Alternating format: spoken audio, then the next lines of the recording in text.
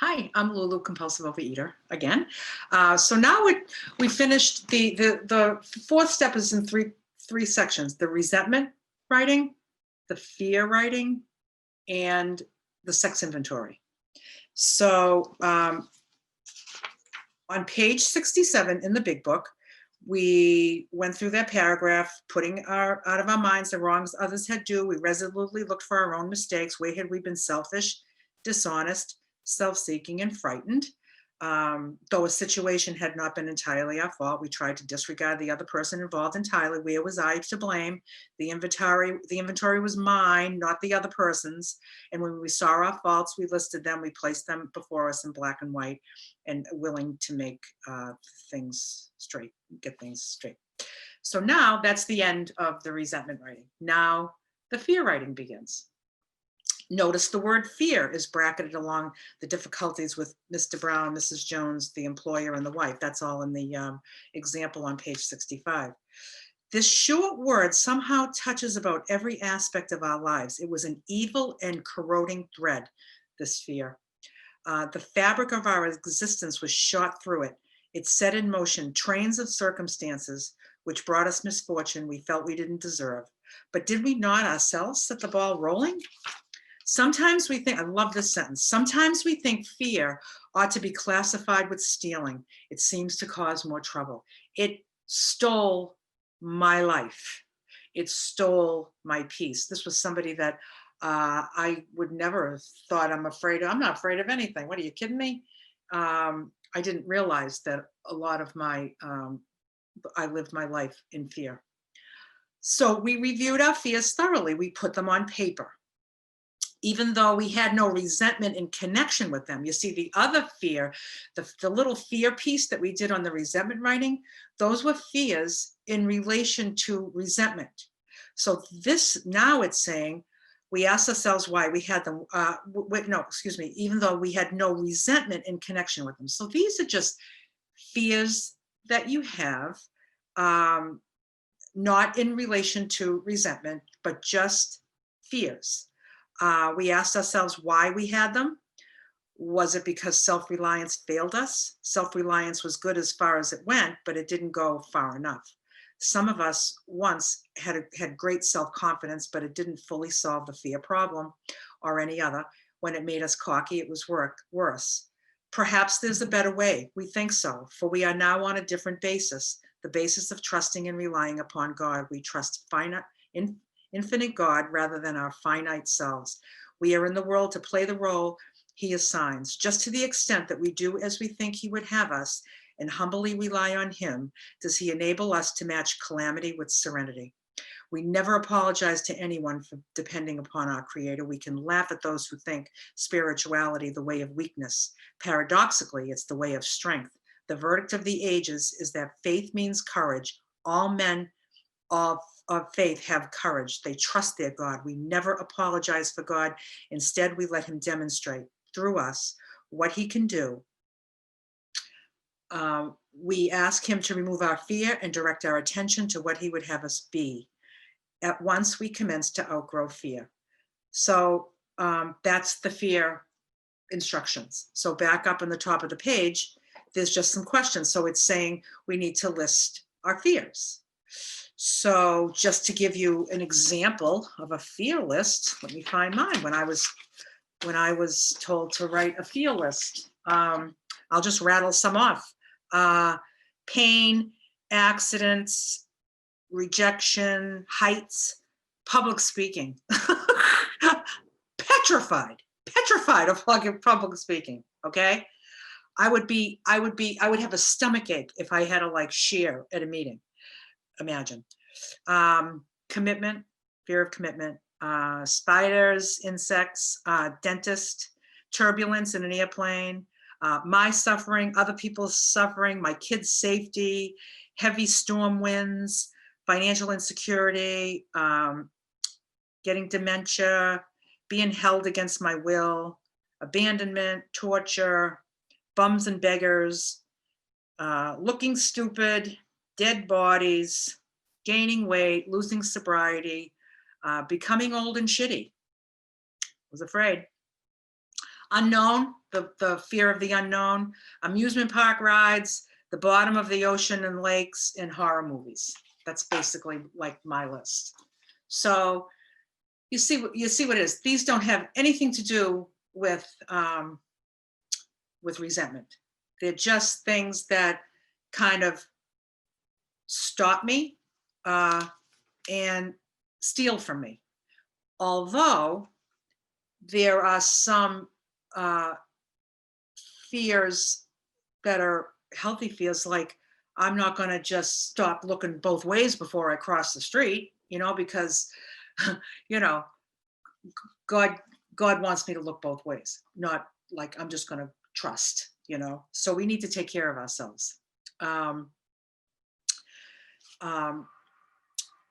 So anyway, so the question, you want to throw that up on the screen now? So what you do is after you make your list, you make your whole fear list, then you make a page for each one. And at the top of each page, you write, I fear, fill in the blank for the first one.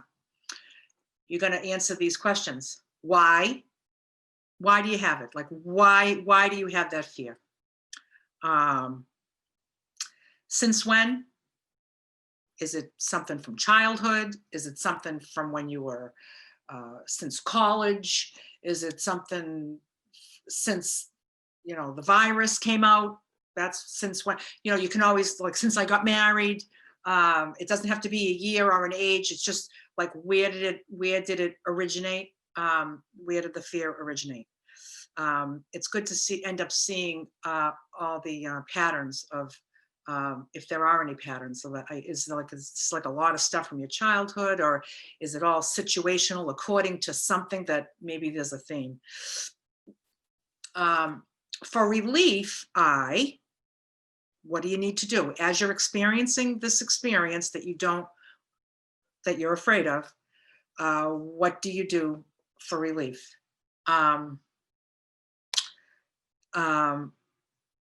Causes me to.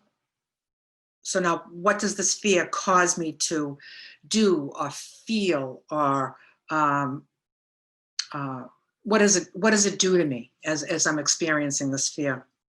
And then I decide, that would be self-reliant. This is what I'm going to do to either make myself safe or get away from that. I decide, like, I'm going to run, or I'm going to, whatever you decide to do.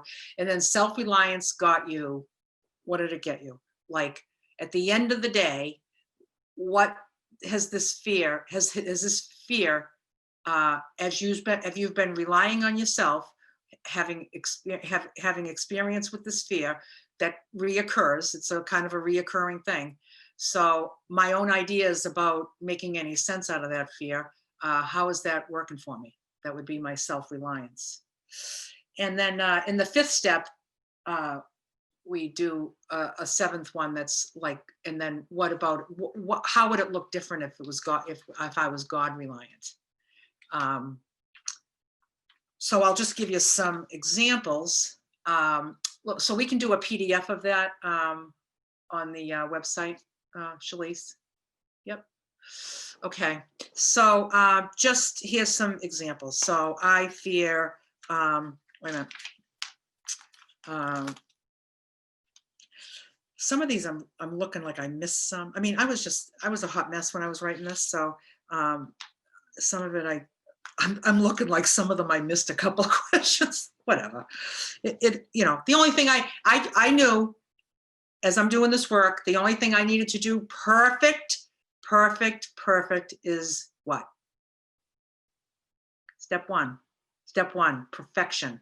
Okay. You can always go back and tweak 2 to 12. You can new and improved. You can add some things. You can go back and visit step 2 when you have a step 2 issue. If you're living your life in recovery and you're seeing where you're getting tripped up because you're not trusting and relying that there's a power greater than you that can restore you to sanity. So you might need to go back and do a little step 2, dabbling in that a little bit to kind of strengthen.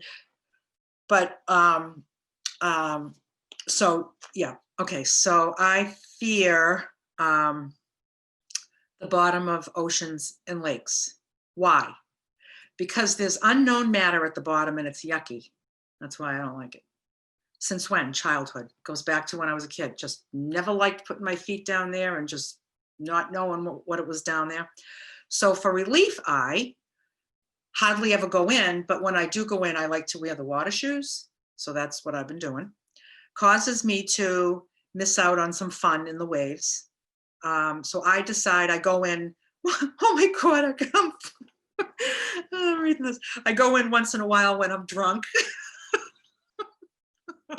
Oh, I'm sorry. I'm just having a little laugh for myself. I'm also an alcoholic. So when I was writing this, I was just sober and abstinent.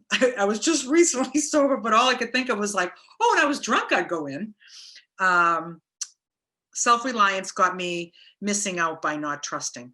But if I look at this today, because when I was writing this, I was still not, I didn't have my spiritual awakening as the result of these steps because I hadn't really finished all the steps yet. I was still writing my step 4.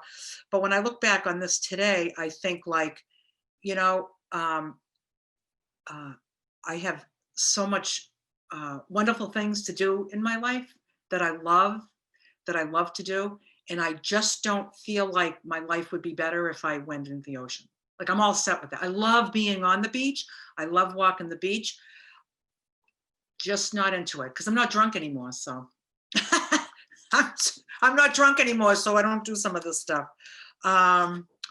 So let me just say, fear of the unknown. Why? Because I don't have control and I can't prepare. Notice that these are real quick. This isn't like a story, like the 4th step that we wrote on resentment. That's a lot of unraveling, but this is just little quick. Okay. Not control, can't prepare. Since when? Childhood. For relief, I try to stay in the day and push thoughts out. Try, notice the word try. It causes me to worry. I decide that it's not worth the effort to worry because I have nothing concrete to focus on. And self-reliance got me doing a whole lot of worrying for nothing. I really saw how relying on myself, I am just worrying over nothing. And with God reliance, it's a whole different, the unknown is more of a curious mystery instead of a fear today. So it's a much more pleasant way to live. I fear becoming old and shitty. That comes from, I was 55 years old when I came into AA and OA, got sober, stopped smoking, and got abstinent. And, you know, I'm maintaining over 100-pound weight loss. So I really got my act together because I sat there one day and I had this vision of myself. I was 55 years old and I was like, I'm going to be in my 60s pretty soon.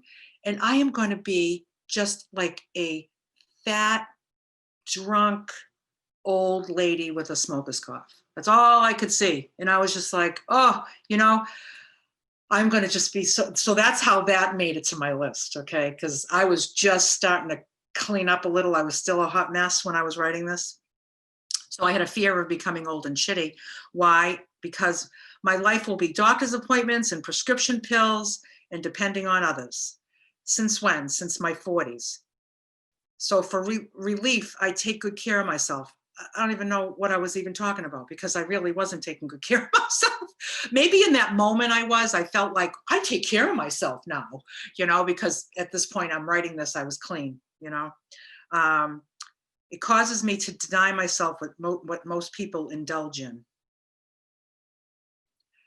I really wasn't doing, I wasn't really doing that out of fear because I was doing that because I was so friggin' desperate and I just got myself clean. But I guess there was a certain level of fear that actually served me well. This fear of being old and shitty kind of was that catalyst that just has me almost 7 years. I'll be sober 7 years on the 28th of this month. I mean, it's been 7 years ago. 7 years ago today. It wasn't a pretty picture, let me tell you. So I decide I will do what I can to avoid getting old and shitty. So self-reliance got me years of self-abuse, but miraculously in perfect health with no signs of getting shitty anytime soon. God is good.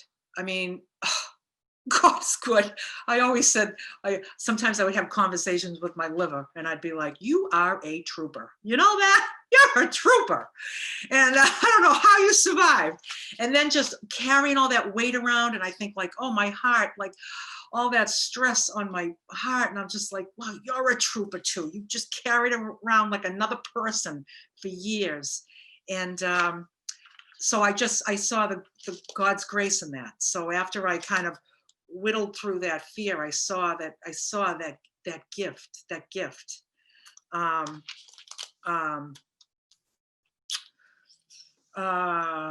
I fear rejection. Why? Because I want to be loved and my ego can't handle it.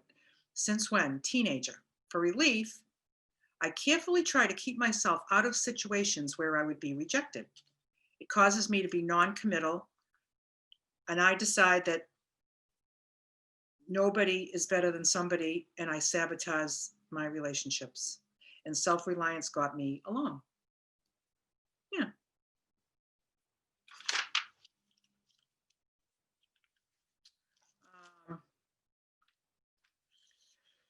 Fear of public speaking. Why? Looking stupid, saying something stupid. Since when? Since I was a teenager. For relief, I avoid. I remember when I was first in working with an AA sponsor just before I came to OA, and we were working together, and somebody asked me to speak at a meeting, and I thought, wow, somebody just asked me to speak. Wow. I was like, wow. And so I told her, I'm so excited. And I said to her, somebody came up to me at a meeting and asked me if I would be the speaker at the meeting next week. And she's like, well, how about that? So she goes, so what did you say? I said no. She was like, no, what did you say no for? I was like, what am I going to say? What am I going to say? I'm not going to go up there and look stupid. All these people have been sober a lot longer than me. I'm not doing, no, I'm not. She's like, she started like hitting herself in the head. You know, after all this work we've been doing together, she's like, Lulu, you don't say no. Like, you never say no. You don't say no. And I was like, oh, I didn't know that. I didn't know that. So I was still avoiding it for fear.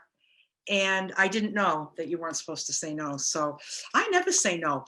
Somebody asked me to go to Dallas, and I was like, to be a speaker at a convention. I was like, okay, that was on a freaking plane to Dallas. I was like, all I could think about was, that was an OA convention. All I could think about was her voice. You never say no. I'm like, okay. I've been out of state many times to speak, and, you know, early on a Saturday morning on the other side of the state. I'm like, yes. I just said yes. So anyway, so for relief, I would avoid it. Clearly, it causes me to isolate, because if you're not sharing and you're not speaking at meetings and you're not taking a slot and sharing, you're isolating yourself, because the more you speak, you put yourself out there, you become part of this community, which is a really amazing community. It's necessary for me in my recovery. So I decided that to avoid it, but I have been doing it lately in program. That's what I wrote. That's because I was told to. Self-reliance got me staying silent, not getting to know people in program. Since I feel awakened a bit, I started sharing. That was a lie, because I was only sharing because she made me. I even lied in my writing, I guess. It didn't feel, when I was writing it, it didn't feel like a lie. But see, like, I'm looking back 7 years ago. So I would hope that, you know,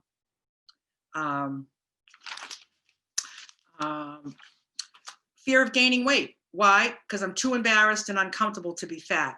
Since when? Teenager. For relief, I go to OA, I go on diets, and I smoke cigarettes, drink cocktails. That's what I do to make myself feel better. It causes me to hate myself and judge myself. and I decide that I'm either good or bad, and there's no in between. And self-reliance got me fat. That's what self-reliance got me, just fat. So, um, I fear dead bodies. Why? Because I think they might come alive, like unexpectedly come alive, and then I'd be afraid of like some kind of a spirit in the room or something. And actually, when I think of that now, how cool would that be? That would be interesting. Since when? A teenager. Every time I go to a wake, I kneel down and I just think that they're going to look at me or something, you know. For relief, I would never be in a room alone with the dead body, like at a funeral home. Causes me to be sure that I'm with others. I decide that anything that happens spiritually would freak me out. Self-reliance got me always okay, safe, never alone. I just wouldn't be alone. That's the way. So how interesting it is, instead of walking into a funeral and feeling fear around that dead body, I get to feel curiosity and fascination with.